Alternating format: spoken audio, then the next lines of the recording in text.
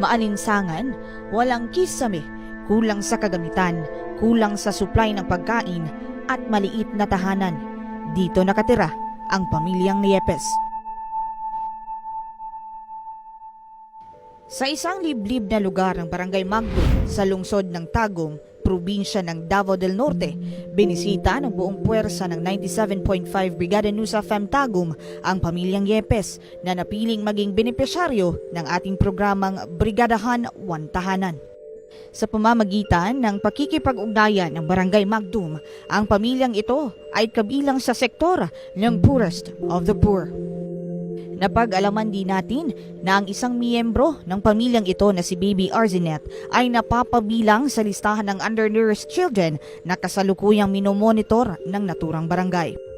Isa sa mga layuni ng Brigada News FM ang masumpong ang malnutrisyon sa pamamagitan ng advokasiyang End Stunting Now. Kaya't binigyan din natin ang pamilyang Yepes ng mga pagkaing hitik sa sustansya upang matulungan na maging malusog at malakas ang pangangatawan ng bata.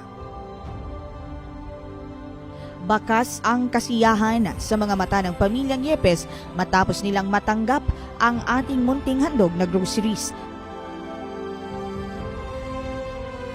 Stand fan na angkop sa maalinsangang panahon at pananghaliang pagsasaluhan ng kanilang pamilya.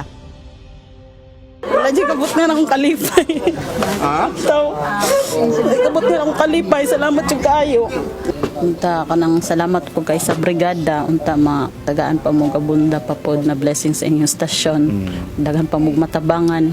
Sama na ako. Nung ubang po mas nangihangan po. Salamat kay sa station. Mapadayon pa ang inyong mga programa.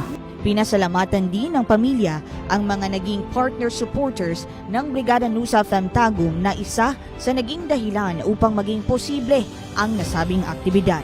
Ang mga advocacy sa mga fraternities, ang dami mo tabang sa mga hinahanglan na itong mga kabatanunan nga mga malnourished no nga number one sud nato nga dapat natong tabangan na ang ilang pamilya labi na padusayo na sa kalisdanan. So ang among fraternities anda mo tabang sa makanunayo nga pagtabang o sa kinasingkasing nga pagtabang alang sa kalambuan sa mga bata o sa mga ginikanan nga ninahanglan. Sa kasalukuyan, patuloy pa rin ang paghahatid serbisyo ng Brigada News FM para sa mga taong mas nangangailangan, lalo na sa pagsumpo ng stunting upang mabigyan ng magandang kinabukasan ang bawat pamilya at mga kabataan. Salamat Brigada Tagum.